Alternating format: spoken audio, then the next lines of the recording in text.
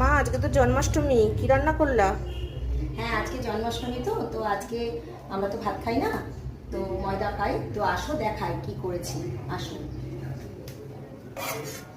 এই যে আলুর কষা, দম যাই বলো, এই যে আলুর কষা করেছি, ঘি আর গরম মশলা দিয়ে করেছি এটা। এই যে দেখো ঘুগনি বানিয়েছি, এটাও গরম মশলা দিয়েছি, একটু নিরামিষ তো একটু গরম মশলা দিলে ভালো লাগে খেতে। আর এই যে দেখো ময়দা মেখেছি, গরম গরম লুচি বানাবো।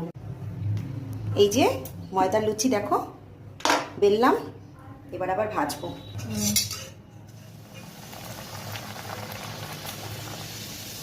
দেখো বন্ধুরা গরম গরম ভাজছি